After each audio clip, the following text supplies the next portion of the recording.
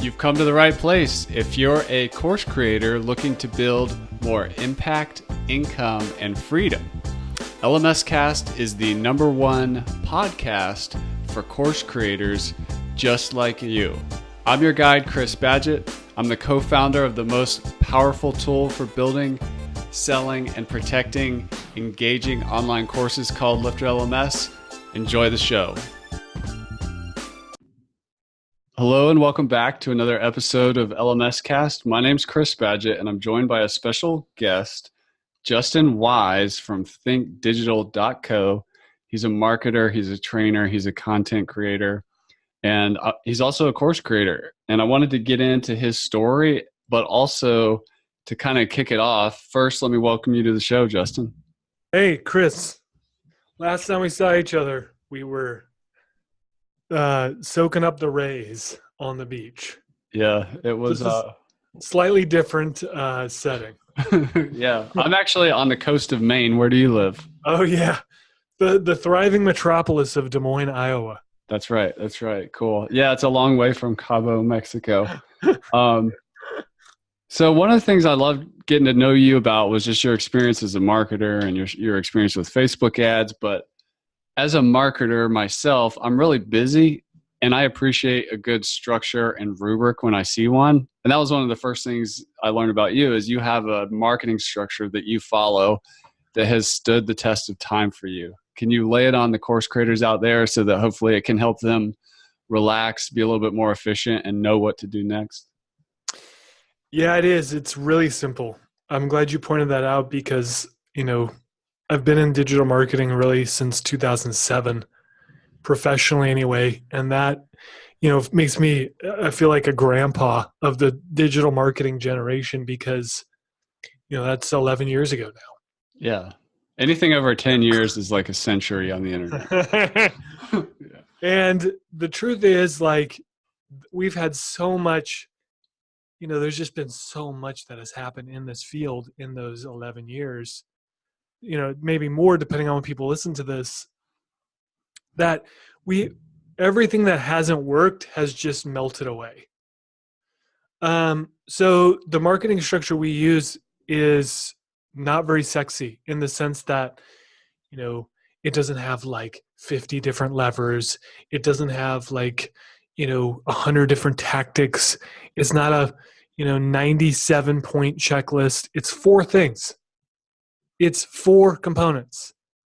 And if you think of a triangle or a pyramid, that's how we look at it. And the bottom layer of that pyramid is purpose. What's your purpose?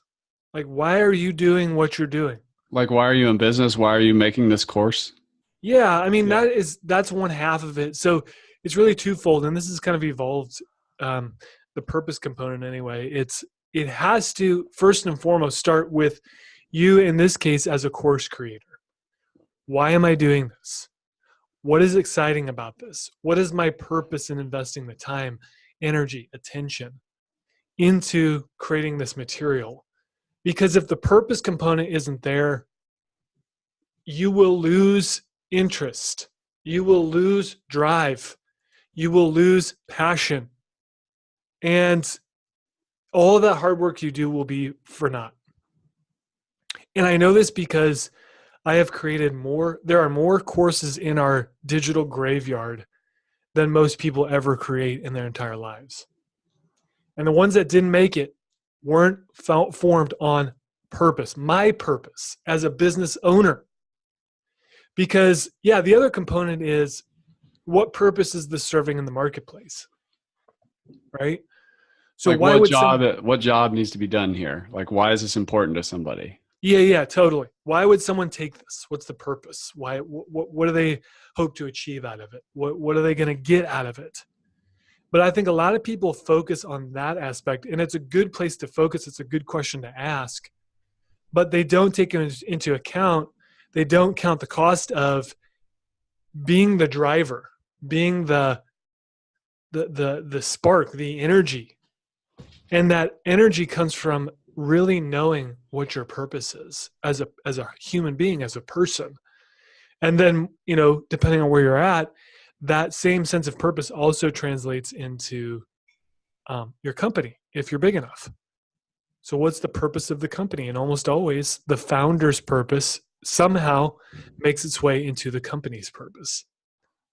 So that for us is foundational. It's pivotal. If you don't have the purpose question answered, everything else is 10 times more difficult. I like that. And I like the two faces of it, that it's the inner game, or, the personal thing, but also the mirror reflection of why would this inspire somebody else? Like, how does it help them with their purpose and get them rolling? It reminds me of the Start With Why, Simon Sinek's Start With Why. Like, that's when I saw that video, the TED Talk, whenever it was a long time ago, I was like, yeah, I get it. Yeah, the why is like fundamental to everything. People don't buy what we do, they buy why we do it, he would say. And I believe that to be true too, based on my experience. Yeah, I mean, this marketing structure, it's like there's nothing new under the sun. We borrow heavily and are influenced heavily by people like Simon, whose message... As you should be. Stand on the shoulders of what's already working. The power of his message is the simplicity of his message. Yeah. Because it's so doggone simple. It really is. I mean, he draws 3 concentric circles, and the dude's made $1 million, drawing concentric circles. Yeah. I actually, this is just we're going on a small tangent here, but I got this book called the Decision Book. And this is a book full of like things like diagrams that have like 3 concentric circles. It's basically the playbook that like big consulting companies use to create like valuable insights. And when you read this book and get all these different ways, we're all familiar with the Venn diagram and like these axes and stuff like that. But an idea explained simply and visually is like extremely powerful if it's true. So just throwing that out there. Well, what's number 2 after purpose?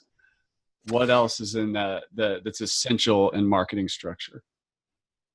After purpose, then you look at persona. Yeah. And all these, by the way, for the people keeping track at home, all these start with P, the letter P. Yeah. So persona is obviously marketing 101. Before you can even get to the sexy fun part of marketing, which is, selling, in my opinion. And we don't need to go into the discussion of what's the difference between marketing and sales. But, you have to know who it is that you're aiming the purpose at. Yeah. I think a lot of people pay lip service to persona. Or avatars is another name for it. Yeah. Or avatars, or, you can call them 100 different things. But customer story. Yeah. All that good stuff, all the jargon. But basically it's, hey, when you sit down and you think about your purpose, who are you impacting with your purpose? Who is that focused on? And for us, it's a person that comes with a first name and a last name. It's not some, made up person. It's an actual human being that you can see, and preferably that and that you can really think to yourself, what would a conversation with this person sound like? Yeah. And so for us, doing the hard work of distilling down your purpose and then understanding who it is that you're targeting, those are foundational principles, period, in marketing. Yeah, it's easy to make the mistake that our students or learners that we're targeting are just like us, but they're not. I just got back from another conference that we were sponsoring, and some of our users were there. And I love meeting them in person, like getting out of the building and meeting them in person and just realizing how different they are. They're not like, it's easy. We sometimes I've heard the saying, we see the world as we are, not as it is. So if you can really like get past that and really like realize the differences out there, there's a lot of differences out there. Like not everybody's like you. What's interesting though, to piggyback off that is, what I have found to be true in working with, at this point, hundreds of course creators, hundreds of entrepreneurs, hundreds of digital professionals, maybe even thousands at this point. I don't know. People are, what I have found is like, let's take course creators, for instance.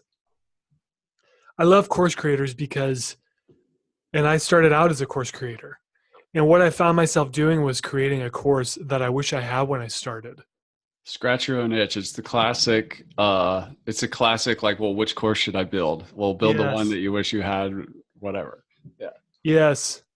And I mean, that's certainly not the case for everyone, but I think a lot of people listening, if they are having issues or trouble, or they're confused about who that ideal persona is, it usually stands to reason that if you take a really hard look and you look at what you naturally gravitate towards in your course, or what type of material you like to teach or instruct, it's almost always that you're doing that very thing that you said, which was scratching your own itch and wishing that you had this material when you first started out doing whatever it is that you're doing now. Yeah. So that's persona. Like I said, really basic, really simple, but simple gets executed. So purpose, persona, and then we have the layer that everybody in the world wants to get to, and that's process. Okay. So process. Like the tactics, or what is Yes. process? Yes. Yeah. Process is tactics. Everybody wants to start with tactics, and it is the last place to start. It's the last place to go to, because tactics can't answer the purpose question. Tactics can't answer the persona question. Those two elements need to be in place for you to be as effective as you can be in the long term. So the process, though, is super important, right? Like the process for us, without going into the nuts and bolts of it, the process for us is how you reach the persona with your purpose. What needs to be in place? And for pretty much anyone listening, the basics are going to be something like, manufacture attention, generate attention, either through organic content or paid content. You move people into a landing page with either some sort of lead magnet or bait offer. You move people into a CTA, call to action situation, where you're putting the offer in front of them. And for those who don't buy, you're moving them into a nurture sequence of some sort. That's as basic as it gets. And then lining up the tools and systems that you need to execute those different levels. Very simple. Is there another P, or is that the framework right there? The last one is product. Okay. So what is that? Product is basically what you sell. So product, for people listening, most people listening to this podcast, is going to be their course. And there's ways to go about putting your product together. But the thing of it is, and this is where we borrowed from Simon, is like the product is the thing that everybody sees. Yeah. But is actually the least important in that structure. Because, hey, if you have your purpose down and you know who you're going after and you've got a rock solid process, I don't want to say the product's a formality at this point, but it's and it's not a foregone conclusion that people will buy. Yeah. But if you do those three elements really well, like for us anyway, we don't create a course until we know people are going to buy it. So we'll go through those three first layers and we won't even create the product. Yeah. This is, this, I'm sure a lot of people listening to this follow this methodology, but I'm not going to take the time. It's a lot of time to create a course. It's not validated. It's not validated. I'm not going to spend the energy to do that unless I know people are going to buy it. And the thing of it is, classic course creator mistake to, build it without doing that other stuff. Yes. And you have to learn this lesson sometimes the hard way.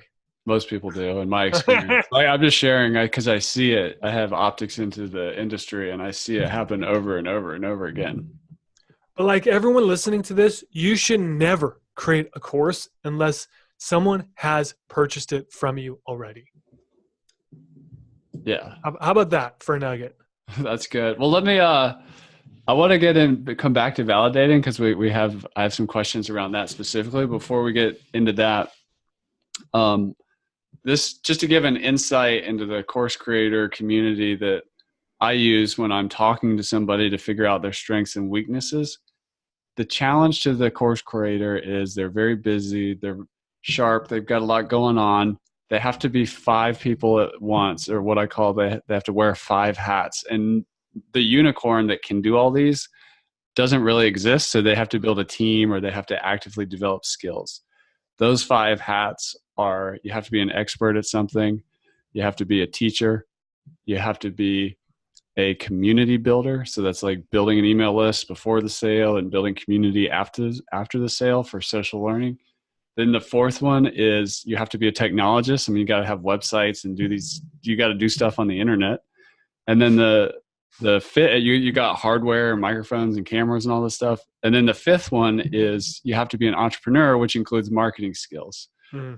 So depending upon who you're talking to, they might be, if they're jumping straight to product and they're skipping purpose, persona, and process, they're lacking basic entrepreneur skills. Yes. And that's okay, but that's one of the course creator archetypes. Or if somebody has all entrepreneur skills, but they don't really have their expert or their niche figured out, or they don't know what they're passionate about, they're missing like expert skills, or they don't know how to teach or whatever. There's all these different levers of like, what are you good at? What are you not so good at? But going back to your question, I use that framework. That's one of my frameworks that I use to just help people get better results by understanding where they're at on those different levels. That's good. If we are going to validate our course, how do we do that? I had a question for you about using Facebook ads for validation versus scaling. I don't know if that's relevant to where we are right now, but how would you validate? Oh man. I mean, I'll tell you how we validated every single course. Yeah. This is why we have a graveyard, a boneyard. And you did it. So you have to let things not work out. Yes, 100%. Right. And most won't. Most will not work. And, what bums me out is course creators think, well, gosh, I'm lousy. No one wanted this or no one bought it. No one validated this offer. And I'll get to the practicality side of how to validate here in a second. But I just want to paint a picture here that, like, especially now, this wasn't so hard back in 2012 or 2013 when I launched my first course, which was just 5 years ago. Because there wasn't as much competition, or what? Yeah, there wasn't as many people doing this type of stuff. Yeah, there was a lot of people that were getting interested and activated in the market, but in terms of completed courses, it was not as mature as it is now. It was still in its infancy. This was back, when Copyblogger was still writing about blogging, for instance. Right. Yeah. And so in a lot of ways, the market has matured quite a bit. But I just want people who are out there listening to not get frustrated. Is to say, it's normal for an idea not to pop. That's normal. I think of this in terms of like a VC firm or something. The VC firms, they'll invest in 10 companies. 8 of them will go belly up. 1 will be a moderate hit, and the last one will be a complete out of the park grand slam that makes up for all those other losses. Yeah.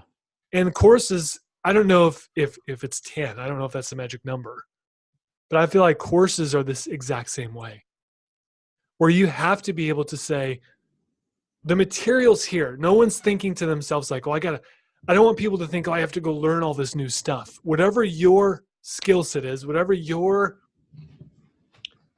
topic of expertise is, that is set. But coming up with how to package that and present it to the market in a way that the market responds, that's what I'm talking about. Yeah. And how you're going to bundle that. Those different variations are going to, most of them are not going to work. And to your VC example, I mean, those businesses that get funded have contact with reality. They get outside just the office of the people that work at the company. Like, they're literally, if they are struggling, they're doing that out in the real world. Or if they're succeeding, they're shipping, and they're working on it, seeing if they can make tweaks to make it work. So you had asked, what in terms of validating, like, I want to make sure I say this, because a lot of times we'll press people on this, and this is way before people become clients. In fact, this is how we vet a lot of our clients. Is we will ask some variation of this question. Hey, do you have a validated product? And they'll say something like, they'll squirt around this. And so when I get someone who squirms around it, I know this is probably not a good fit. Yeah, if I say like, well, I've been doing this thing for 30 years, I'm not answering your question. I know you're passionate about it, but is it validated? Is it validated? And validation is very, very simple. It's a very easy test. Have people given you a credit card for this product? Yeah. Have they said, here's my money. I want that thing that you're making. Here's my money. That means it's validated. Not, hey, someone said, I think this is a really good idea. Someone said that they would be willing to buy this. Someone said, oh, hey, that content sounds really amazing. That is not validation. Validation is a prospect says, here's my credit card. Here's my debit card. Here's a check. Here's a money order. Here's cash. Now give me the course. And just another rabbit hole I want to mention is validation is not talking to your spouse or your friends or other people who are in the same industry as you in a Facebook group. Like, hey, what do you think about this? It's the real target market that you have to even know who they are, the personas. Yes. That is so important. There are so many people who use that soft language of, well, so-and-so said it would be a good idea, or this industry expert said such and this thing. Do not care about any of that. It will save you so much heartache for you to say something like, and this is exactly how we launch courses. And by the way, we have by no means perfected this. I had a course 7 months ago I wanted to do, and I did more than I usually do for this to get it ready. We launched it to our list, and it was absolute crickets. Nothing. It was probably the offer I've been most excited about since I started the company, and had zero.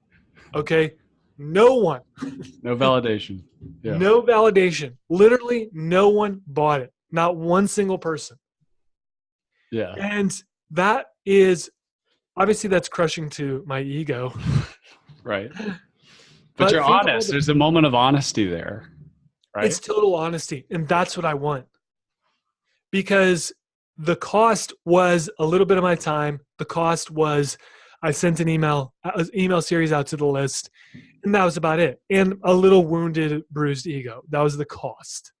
How were you validating? Were you asking for people to hit reply or sending them to an order form, or what were like describing the offer in the email, or did you have a landing page? What did it look like? We do it. We've done it a number of different ways. The way that we've done it for the most part up until just a few months ago was basically send people directly to an order form. Yeah. And do a lot of the legwork through a nurture sequence of, describing the course, describing the product, the offer. Describing the offer. Most times we wouldn't even put up a landing page. Yeah. If we did put up a landing page, it would be a Google Doc form or a Google Doc. It would be a document. Yeah. And in that document would be a link to an order form. That order form, we would wait for people to buy. It was. Yeah. If people bought, then we took them to a thank you page that said, hey, and we said this, by the way, in the email nurture sequences as well, but we would say, hey, thanks for buying. This won't be ready for another 2 months. So we said it in the emails leading up to the purchase, and we reaffirm that after. Yeah. Because guess what we do in those 2 months or whatever it is, 1 month? Guess what we're doing? We're building the course. Right. Yeah. And this isn't like, sometimes people hear that and they think like, oh, that's shady, or that's not how I do business. Listen, like, get over yourself. That's how it should be done. Yeah. That's how you respect your market. It's how you respect yourself. It's how you respect your expertise. It's how you respect your time. And if you don't have a list, like let's say if we put our community builder hat on and we haven't been building an email list from day one or whatever, we can still validate by knowing who our persona is and doing a Facebook campaign with maybe a little mini nurture sequence that links to an order form. Right? 100%. And I love that you brought that up because I don't want people weaseling out of this with excuses. You can't escape validation. I want to just throw another excuse before I forget about it. I hear, unfortunately, a lot of course creators in the very beginning, they haven't validated and they're asking questions about how to build up an affiliate army or a bunch of affiliates to sell my course. But if you think about how affiliate marketing works, you don't want to do all this work to get affiliates to, join your program and tie their brand to your reputation on an offer that's not validated. Like affiliate marketing is a scaling strategy. It's not a starting strategy. I just want to throw that out there. So yeah, 100%. It is putting the cart so far before the horse. Yeah. That any affiliate worth their salt is going to say, and they're going to ask the same thing. How much, what are your sales? How many people are buying? What's the price point? How much percentage you're going to give me? That is a growth that is an acceleration strategy. That is not a growth strategy. Yeah. I just want to throw this just short story out there. When we first launched our course building software, LifterLMS, we're a web development company. But this product, the original landing page, we built with lead pages. We didn't spend a bunch of time building a custom page, custom check. It was very simple. Yes. And quick to put together. And we were starting with not a big email list. In our initial launch, we had 42 customers, which validated it off a small list. So these don't have to be like, validation doesn't mean like quit your job time. It's just like, is there a signal here? Or is this just noise? Or am I just a hero in my own mind and other people aren't interested in this offer? Yeah, man, that's so good. Like validation, it doesn't have to be these astronomical numbers. If you get 10 buyers, okay? If you get 10 people on this planet saying, I will give you money right now for what it is that you're offering, congratulations, you have a validated offer. There's no magic number either. I mean, if you want to get real strict about it, it's like more than one. Yeah. N of one is better than zero. Yeah. And crickets is real. Like there's a lot of people that end up getting zero conversions on their offer. It happens. Yes. And not to be ashamed of that. Yeah. That's a learning moment. It's totally learning. It's part of the process. It happens to the best people on the planet who do this day in, day out. You come up with goose eggs, but I would rather you come up blank before you actually do all the hard work than what most people do is they do all the hard work, they try and validate, and then they get desperate. Yeah. So this is why I'm convinced you see people like racing to the bottom for the price on their course. I think a lot of courses are horrendously underpriced. Yeah. Especially if they include course plus coaching. Like if there's like an active element, like that's your time is not cheap, or even if you group coaching or whatever. Disaster. Yeah. The point I'm getting at, man, is like, I think there's just so many smart, amazing people on this planet. People who listen to this podcast, right? Who know they've got an expertise in one or let's say various areas. And they could live the life and build the business that they want, but their elements are out of order. Yeah. And if they could get those elements in the right order, it's not that they don't know what they're talking about. It's not even that people don't want what they have. It's that the elements aren't in the right order. They're not in the right place. Yeah. Or they're not focused on the right persona or whatever. That's a really good point. I wanted to ask you a little bit about your course creator story in terms of an expert can have like done for you services and they can have do it yourself training products. And sometimes you offer both, or, if somebody can't afford your awesome services, then maybe you send them to your training and they can afford the do it yourself route or whatever. Yeah. Like what has been your just general experience as an expert in your own right in done for you services, productized services, which is kind of in the middle, and then like do it yourself training? Like, can you just speak to that a little bit? Like because you live in all the worlds as an expert. So how's it been for you? Oh man. How much time do we have? Yeah. Well, you said So, you started on the internet in 2007. Is that what you said? yeah, more or less. Yeah. So, let me just tell you from experience, kind of like how we got started and where things went and where things are now. Yeah. So for us, I started and launched. When I say us, there really was no us at the time. It was me. Yeah. And I was like, man, I know a ton about digital marketing. And I'd been fortunate enough to meet up with some, heavy hitters in the space and be able to do some work with them and da da da da da. So I was like, I need to get this out to the masses. And so I launched the course, our first course ever, and learned every mistake you can make. I'm not going to go into all of them, but long story short, signed up 90 or what was it? 100 new students within 90 days. It's awesome. At $80 a month. Okay. Recurring revenue. That's a good thing. Recurring revenue. And, this is my first effort. Okay. Never done anything like it before in terms of selling a course. This is my first course and it went off really, really well. Did it have a coaching piece? Like, how are you getting the recurring value? Like, what? Or was it a payment plan, or what was it? It was a payment plan. Yeah. So people could do, a one-time buy, or most everybody, I would think it was like 90% picked the payment plan. And so we spaced it out over 12 months. And so it gave me a year of recurring revenue. Yeah. And, keeping up, I did not realize, keeping track of those payments and all that kind of stuff, what a nightmare that was going to turn into. Yeah. But, at the time I was working a much different job and earning much less money per year. And I was like, we had just had my first baby. We just had our first kid. And I was like, man, I got to do something different. So we launched it and people started going through the course, and then they're like, hey, this is really great, but I don't want to actually do this. I don't want to do this. It's too hard.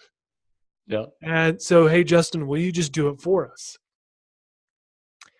And so out of that, that's where our agency started.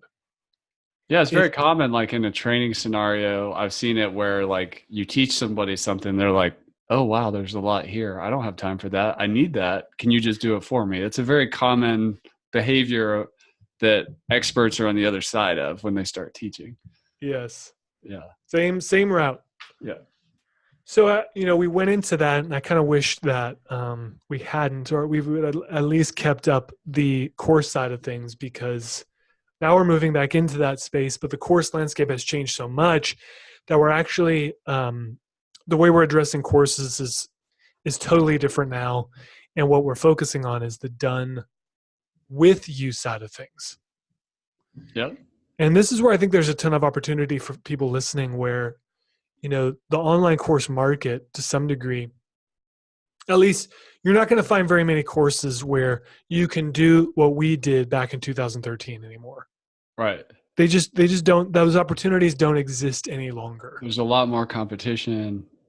Totally. Yeah. There's more competition. And what we found just in our own experience, and this I think has gotten worse, is that people would buy, but they never complete. Yep. 10% completion rates are the standard in the industry. And I am not okay with that. Yeah. And there are some people out there who are fine with that, but I'm not one of them. So I think the course model can still work. I'll get, if we have time, I'll get into that. But I think what's more exciting to me right now is the done with you side of things, where, you're not going to one extreme where you're saying, hey, I'm going to vend myself out, just buy my material. Right. Because that comes at a cost, my time. Yeah.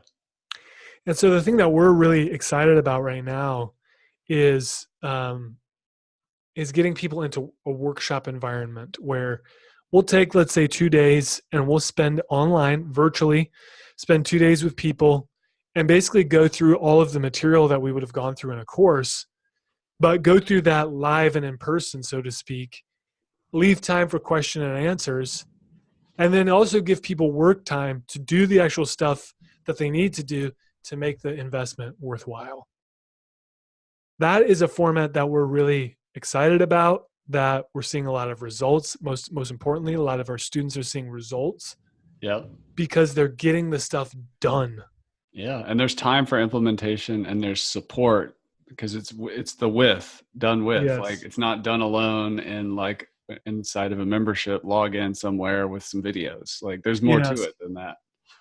Yeah, and I think people are actually getting, I mean, this is all anecdotal. I have no statistics to back this up, but my sense is that like where you used to have, it used to be where like for us anyway, we would advertise, like we'd market it like, 30 plus hours of content. Yeah, and, it's not anymore. Yeah. 50 plus resources. And it's like videos, audios, transcripts. Yes. Yeah. Yeah. That's a deterrent now. Right. Yeah. It actually repels people because who has the time? Nobody has that time. Yep. So I think, for us anyway, that's the format that's working really well, but the course side of things still works well. The way we use courses right now is to basically teach like a component. Yep. A skill. Micro learning. Yep. And those people then become paid leads where we can market some of our more in-depth trainings, coaching, consulting, whatever.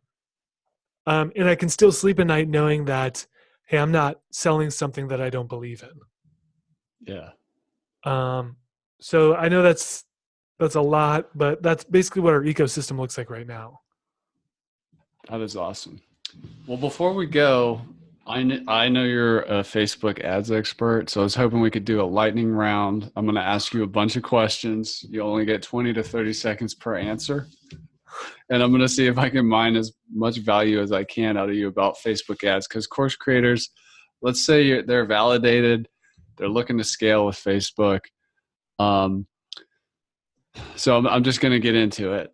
Do it. What is the minimum ad spend per month if you seriously want to do Facebook ads? I would say take what you're willing to spend to acquire a client, multiply it times 4, and that's your acquisition cost. Then you can multiply how many people you want to get. So what I mean is, let's say your course is $100 and you're willing to spend $25 to make a $100 purchase or acquisition. Then you would say, okay, what is 4 times 25? That's 100. I'd spend $100 per day. Gotcha. That's awesome. Yeah.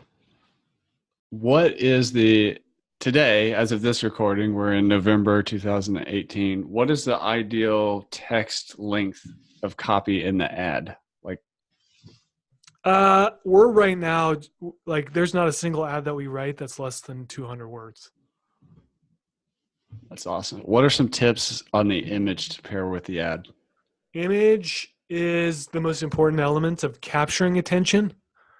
So, we really like to play around. I learned this tip from a guy, Nick Kusmich, who's like the godfather of Facebook ads. Bump up your contrast on your images. Bump up your saturation. Don't be afraid to pick weird images. And you have to just have discernment on what weird means to you in your market. Yeah. You don't want to go into Blandville, but you also don't want to go into Spamville. Yeah. We take saturation completely out. So black and white, monochrome, and static image with static image with copy outperforms 95% of any other ad that you're going to put out there. Excellent. What is the ideal, let's say we're a course creator and we've got a validated offer. Where should we actually put the link in the ad to go to? Like what type of page? Are we going to the course description? Are we going to the checkout? Are we going to some kind of lead magnet to get an opt-in and nurture them? Where should we send the people from Facebook? I would not sell a course directly off of Facebook. I would send people lead gen. I would do lead gen and I would make a presentation of the course after people opt into my list. So you have a really good lead magnet. People opt into the lead magnet. The thank you page is the offer to your course. I would not sell directly off Facebook. Top tips for a good Facebook ad headline. How to X so you can Y without Z. Wow, you had that one ready. That is awesome. This is what I love about frameworks is, and I think you made it through the lightning round. Congratulations. That was like, so my job was to mine the most value out possible as I can out of you, for the course creator. And that's a lot of hard won, just time in the trenches, Facebook, and paid advertising and marketing and conversion experience, just bundled up into some questions. So you that's listening, hit rewind, watch and listen to that part again, watch it and write it down. Those are some nuggets of wisdom in there. Justin, I want to thank you for coming. He's at thinkdigital.co. So Justin Wise at thinkdigital.co. Where else can people find you on the internet? Tweet at me at Justin Wise. I'm the only verified Justin Wise there is. So there's my homeboy in Australia who's Justin Wise. He is a chef. He's not a marketer. Yeah. Huh? He's not a marketer. He makes food. Right? He's not a marketer. So if you find the chef, you're in the wrong place. Instagram's holding out on me. It's the only place they're the trifecta, and it's the only one that's holding out on me. They're not They haven't verified me yet, and I've tried like 100 different times. So if anyone from Instagram's listening, please hit up your boy. Help me get verified. Trifecta. And final thing before we go here, who is your persona? Like, who do you best help with Think Digital, or could you describe the best client or customer for you? Yeah, we help visionary leaders with their marketing structure. That's about as simple as I can put it. That is awesome. Justin, thank you so much for coming on the show and sharing with us today. We really appreciate it. My pleasure. And that's a wrap for this episode of LMScast. I'm your guide, Chris Badgett. I hope you enjoyed the show. This show was brought to you by LifterLMS, the #1 tool for creating, selling, and protecting engaging online courses to help you get more revenue, freedom, and impact in your life. Head on over to LifterLMS.com and get the best gear for your course creator journey. Let's build the most engaging, results-getting courses on the internet.